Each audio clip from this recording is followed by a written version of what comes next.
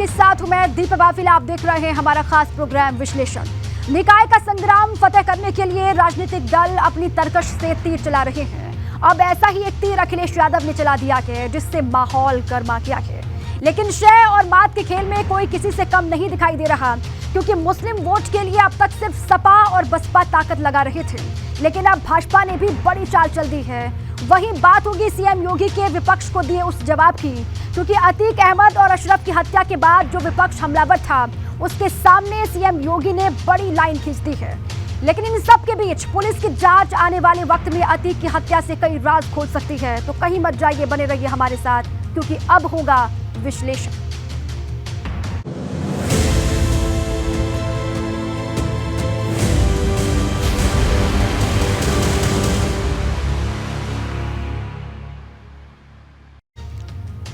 और आज विश्लेषण में सबसे पहले बात अखिलेश का जाति वाला प्रहार, निकाय की पिच पर 24 की हुंकार, क्योंकि अखिलेश यादव ने निकाय चुनाव से पहले फिर एक बार जातीय जनगणना कराने की मांग कर दी है और सरकार पर यह कहते हुए हमला बोला है कि जब तक जातीय जनगणना नहीं होगा तब तक सबका साथ सबका विकास नहीं होगा।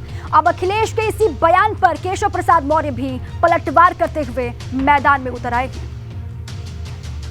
ये हमारे शहरों को जो कूड़ा बना दिया है, ये भारतीय जनता पार्टी की देन है।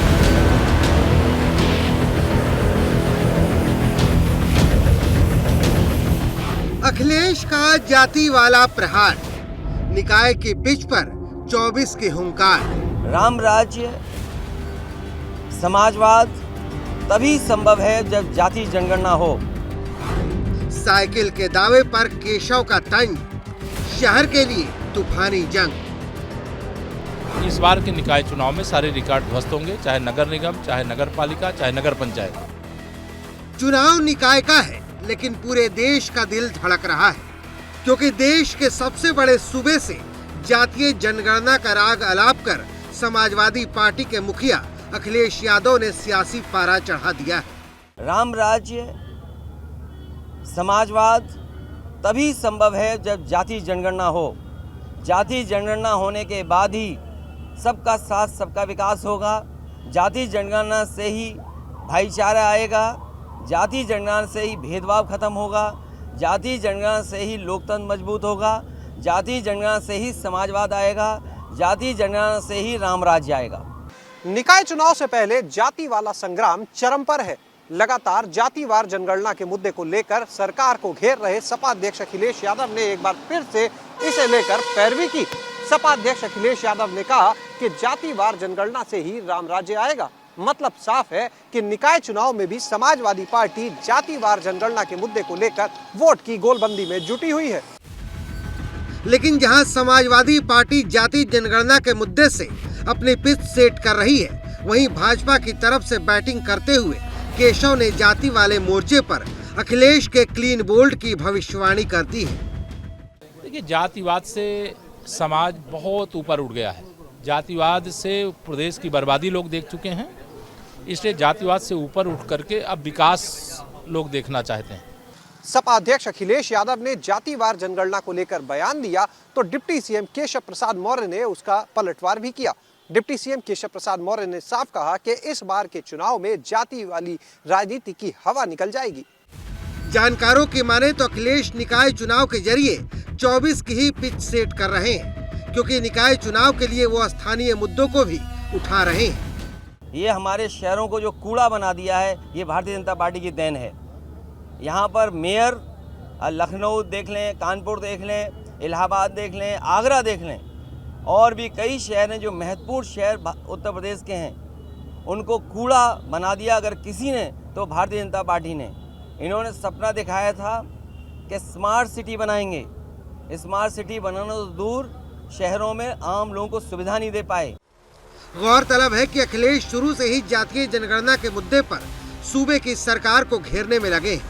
जब विधानसभा का बजट सत्र था, तब भी अखिलेश ने जोर शोर से सदन के भीतर जातीय जनगणना का मुद्दा उठाया था। लेकिन अब अखिलेश यादव जातीय जनगणना को निकाय के युद्ध में हथियार के तौर पर इस्तेमाल कर रहे हैं, क्योंकि पड़ोसी राज्य बिहार में जातीय जनगणना शुरू हो चुकी है, जबकि कई ऐसे राज्य जहां भाजपा की सरकार नहीं है, वहां भी जातीय जनगणना की बात हो रही है।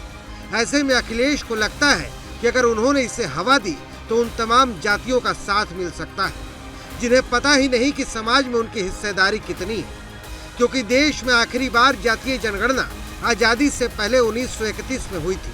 तब से तमाम सरकारें आईं, तमाम सरकारें गईं, सबने जातीय जनगणना की बात कही, लेकिन जातीय जनगणना कभी नहीं हुई। ऐसे में सवाल बड़ा है कि क्या निकाय के चुनाव में जातीय जनगणना का मुद्दा गेम चेंजर साबित होगा, और होगा तो इसका असर 2024 में भी होगा। Bureau report, ABP Ganga.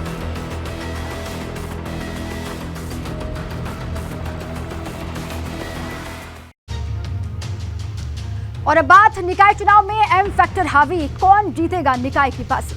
क्योंकि 19% मुस्लिम वोट के लिए सभी राजनीतिक दलों ने अपनी पूरी ताकत लगा दी है, जिसकी एक बड़ी तस्वीर ईद के मौके पर सामने आई। जहां एक तरफ अखिलेश यादव ईद की शुभकामना दे रहे थे, तो दूसरी तरफ यूपी के डिप्टी सीएम ब्रजेश पाठक भी मौजूद थे। लेकिन बड़ा सवाल यह है कि मुस्लिम वोटर निकाय चुनाव में किसके लिए दरी बिछाएगा?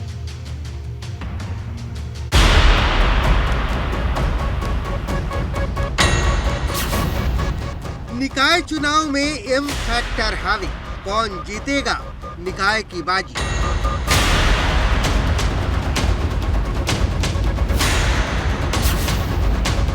सभी दलों ने दिखाई ताकत, गर्म हुई यूपी की सियासत।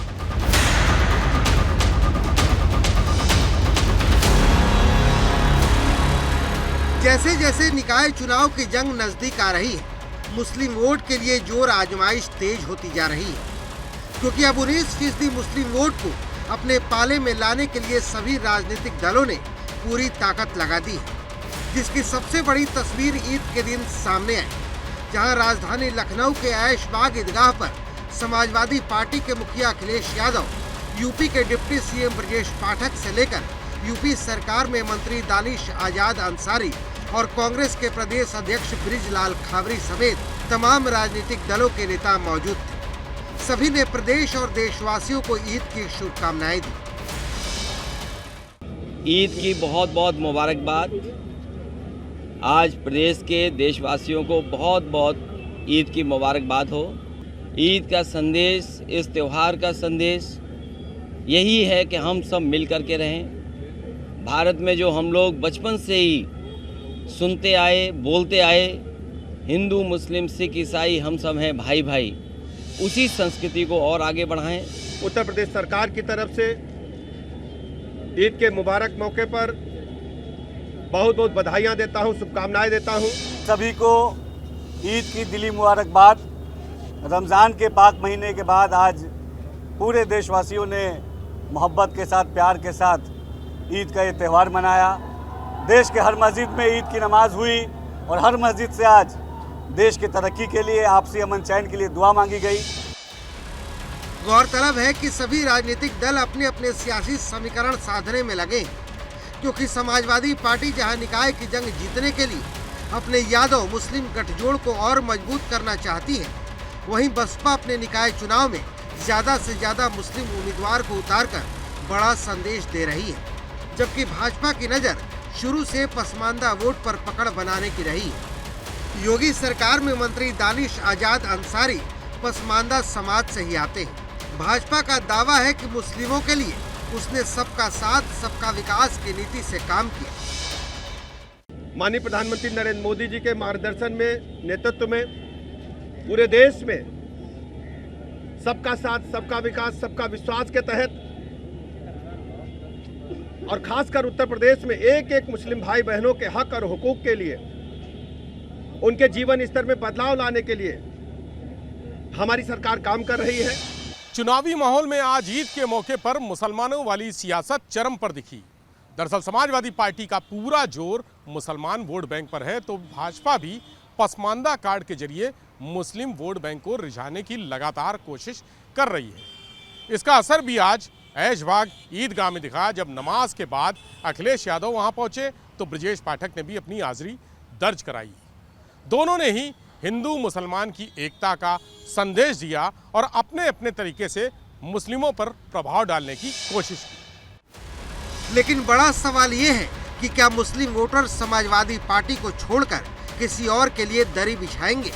क्योंकि बीते विधानसभा चुनाव में मुस्लिमों ने बड़ी संख्या में सपा को ही वोट दिया था, जिसके दम पर समाजवादी पार्टी 111 सीटों पर पहुंच गई। लेकिन यही दम क्या सपा को निकाय चुनाव में मिल पाएगा? क्योंकि जब भी बात नगर निगम की आती है, साइकिल की हवा कम हो जाती है। और अब जिस तरह से भाजपा ईद के मौके पर भाईचारे का संदेश दे रही है, उससे सपा की मुश्किल बढ़ती नजर आ रही है। क्योंकि 19% वोट के लिए पहली बार 1-2 नहीं बल्कि 4-4 मोर्चे पर खींचतान हो रही है। Bureau report, ABP Ganga. और अब बात माफिया राज पर योगी का हमला। 6 साल में यूपी बदला। यूपी की कानून व्यवस्था पर उठ रहे सवाल को लेकर आज सीएम योगी ने समूचे विपक्ष पर जमकर हमला बोला। सीएम योगी ने कहा कि जिस यूपी में पहले उपद्रव होता था, आज वहां उत्सव हो रहा है। सीएम योगी का ये हमला समाजवादी पार्टी पर था, क्योंकि यूपी की कानून व्यवस्था को लेकर सबसे ज्यादा सवाल वही उठा रही है। अब इसी को लेकर सीएम योगी ने मोर्चा खोल दिया है।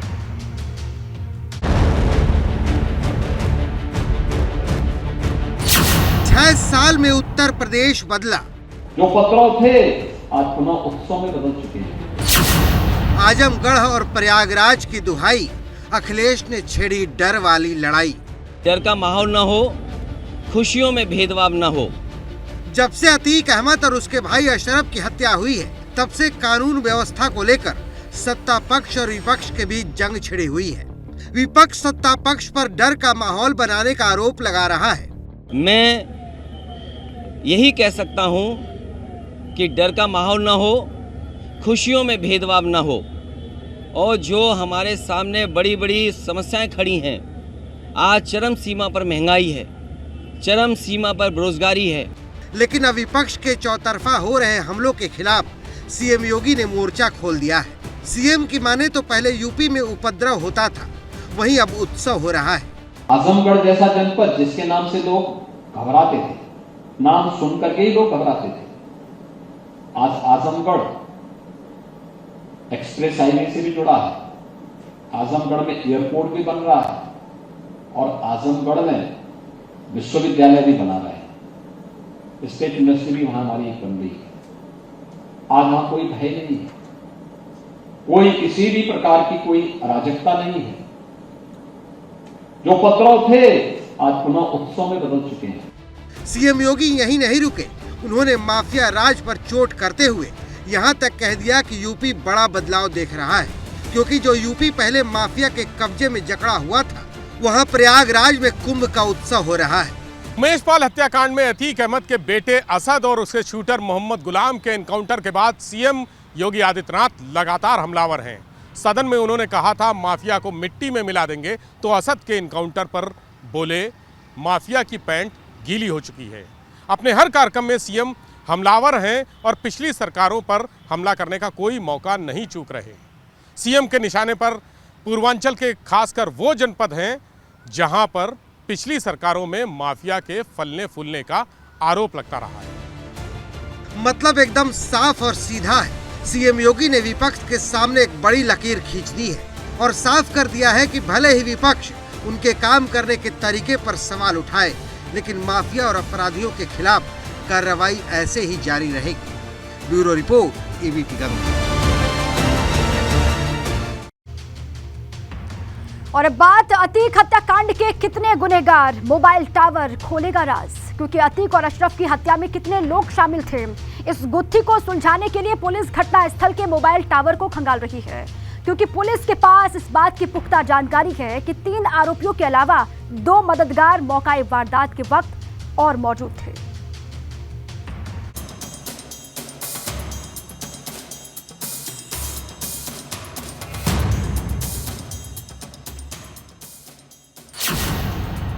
गुनहगारों के कितने मददगार, मोबाइल टावर खोलेगा राज।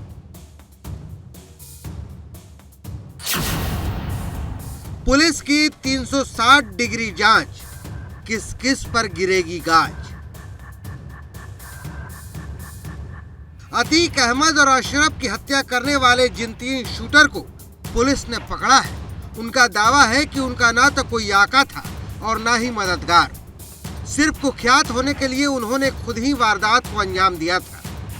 लेकिन हत्यारों की थ्योरी पुलिस के गले उतर नहीं रही है। पुलिस के पास इस बात की पुख्ता जानकारी है कि 2 मददगार मौकाए वारदात यानी कॉलविन हॉस्पिटल के बाहर मौजूद थे। भीड़ में मौजूद तीनों शूटर्स ताबड़तोड़ फायरिंग शुरू कर देते हैं। अतीक और अशरफ मौके पर ही मारे जाते हैं और तीनों शूटर्स जो है वो सरेंडर कर देते हैं, अपने हथियार फेंक देते हैं, हाथ खड़े कर देते हैं। पुलिस उन्हें दबोच लेती है। तभी जो शूटर्स के मददगार बाहर कहीं पर मौजूद थे, उनके मोबाइल फ़ोन एक बार फिर से एक्टिव होते हैं। इस बार वो खुद फ़ोन करते हैं और हैंडलर यानी अपने आका को जानकारी देते हैं कि अतीक और अशरफ पर ताबड़तोड़ गोलियां बरसा दी गई हैं। अतीक और अशरफ की हत्या में आरोपियों के साथ कौन कौन था, इस गुत्थी को सुलझाने में मोबाइल टावर बड़ी भूमिका निभा सकते हैं, क्योंकि कॉलविन हॉस्पिटल से 50 कदमों की दूरी पर 3 मोबाइल टावर के जरिए इस बात की पड़ताल की जा रही है कि अप्रैल की रात 10 बजे से हत्या होने के 10 मिनट बाद तक वहां कौन कौन मौजूद था। क्योंकि जांच में पता चला है कि वारदात के वक्त इन तीनों के मोबाइल टावर से तकरीबन 5000 नंबर कनेक्ट थे। इनमें से तकरीबन 4000 नंबर कुछ ही पलों के लिए कनेक्ट हुए थे, जो राहगीरों के थे, जबकि 1000 नंबर काफी देर तक यहाँ के मोबाइल टावरों के संपर्क में थे। यानी इन्हीं 1000 नंबर में दोनों मददगारों के भी मोबाइल फोन थे। पुलिस अब सभी नंबर के बारे में छानबीन कर रही है। हालांकि ये काम इतना आसान नहीं है, लेकिन इसके बावजूद मोबाइल टावर को पुलिस उम्मीद की एक रोशनी के तौर पर देख रही है। शूटर कोई मदद करने को तैयार नहीं है, मुंह खोलने को तैयार नहीं है, कुछ बोलने को तैयार नहीं है। ऐसे में ना तो उनके मददगारों के बारे में ठोस जानकारी मिल पा रही है और ना ही आका के बारे में। ऐसे में जो प्रयागराज पुलिस की एसआईटी है उसकी जांच खास तौर पर फोकस हो गई है मौके वारदात यानी कॉलविन हॉस्पिटल से 50 कदम की दूरी पर लगे हुए इन 3 मोबाइल टावर्स पर। इन 3 मोबाइल टावर्स के डाटा के सहारे प्रयागराज पुलिस की एसआईटी अब अतीक और अशरफ की हत्या के आका यानी मास्टरमाइंड और शूटरों के मददगार को तलाश रही है। लेकिन जहां एक तरफ पुलिस अतीक के हत्यारों के आका को तलाश रही है, वहीं दूसरी तरफ उमेश पाल हत्याकांड में फरार गुड्डू मुस्लिम की धरपकड़ भी जारी है। गुड्डू मुस्लिम इस पूरे हत्याकांड में सबसे अहम किरदार है, क्योंकि जिस रात अतीक और अशरफ को हमलावरों ने मारा था, तब हत्या से ठीक पहले अशरफ ने गुड्डू मुस्लिम का नाम लिया था। गुड्डू मुस्लिम को अतीक अहमद का बेहद करीबी माना जाता था, उसका राइट हैंड कहा जाता था, उसका सबसे वफादार और भरोसेमंद कहा जाता था। लेकिन गुड्डू के बारे में एक और बात मशहूर है कि वो प्रोफेशनल क्रिमिनल था, पेशेवर अपराधी था, कॉन्ट्रैक्ट किलर था। पैसों के लिए किसी की भी जान लेने में कतई नहीं हिचकता था। कई बार तो दुश्मनों से मिलकर अपनों की जिंदगी दांव पर लगवा देता था। गुड्डू की मुखबिरी और गद्दारी की वजह से कई लोगों को अपनी जिंदगी से हाथ भी धोना पड़ा था। ऐसे में सवाल ये उठता है कि क्या अतीक और अशरफ के कत्ल में भी गुड्डू मुस्लिम का हाथ है? क्या गुड्डू मुस्लिम ने ही हत्या की साजिश रची थी? क्या वो शूटरों से मिला हुआ था? वहीं आपको बता दें कि उमेश पाल मर्डर केस में अतीक परिवार की 5 महिलाएं फरार हैं, जिसमें अतीक की पत्नी शाइस्ता, अशरफ की पत्नी जैनब, अतीक की बहन आयशा नूरी और उसकी बेटी मंतशा की तलाश जारी है। मंतशा अतीक के बेटे असद की मंगेतर थी। आयशा नूरी और उसकी दोनों बेटियों पर 5 लाख रुपए के इनामी गुड्डू मुस्लिम को पनाह देने का आरोप है। मंतशा और असद का रिश्ता पिछले साल ही तय हुआ था। असद पुलिस एनकाउंटर में मारा जा चुका है, जबकि मंतशा फरार है। मंतशा की मां आयशा नूरी ने प्रयागराज की सीजीएम कोर्ट में सरेंडर की अर्जी दाखिल कर रखी है। अब पुलिस के सामने एक साथ कई टास्क हैं, जिन्हें उसे तय वक्त से पहले पूरा करना है, क्योंकि एक तरफ पुलिस को आरोपियों के मददगारों तक पहुंचना है, तो दूसरी तरफ फरार चल रहे शूटर और शाइस्ता को गिरफ्तार करना है। प्रयागराज से मोहम्मद मोइन, एबीपी गंगा। और अब बात अलकायदा की उस गीदड़ भपकी की जो अतीक की हत्या को लेकर उसने भारत को दी है। अलकायदा ने 7 पन्नों की एक धमकी जारी कर भारत से बदला लेने की बात कही है। आपको बताएं कि अलकायदा ने पिछले साल भी भारत में आत्मघाती हमला करने की धमकी दी थी, लेकिन कुछ वो कर नहीं पाया। अतीक हत्याकांड में अलकायदा की एंट्री, बदले वाली गीदड़ भभकी। आतंक का सबसे बड़ा प्रतीक अलकायदा हुई भयभीत।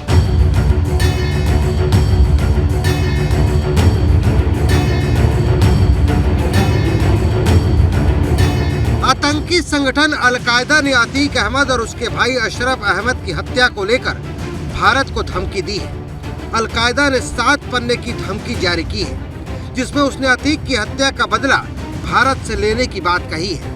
अलकायदा ने जहां अतीक की हत्या को नरसंहार बताया है, वहीं अपनी धमकी में बिहार हिंसा का भी जिक्र किया है। लेकिन यूपी के डिप्टी सीएम केशव प्रसाद मौर्य ने अलकायदा की धमकी को गीदड़ भभकी बताते हुए हवा में उड़ा दिया। ये सब का कोई औचित्य नहीं है। मैं यह मानता हूं कि इस तरह की धमकी देने वाले बार बार देते रहते हैं, लेकिन अभी केवल यह है कि कमल खिल रहा है।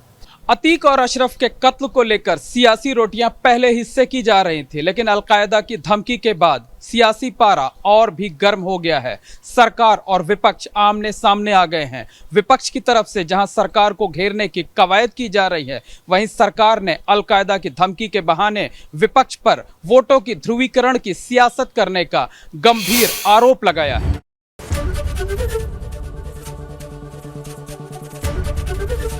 एबीपी गंगा, खबर आपकी, जुबान आपकी।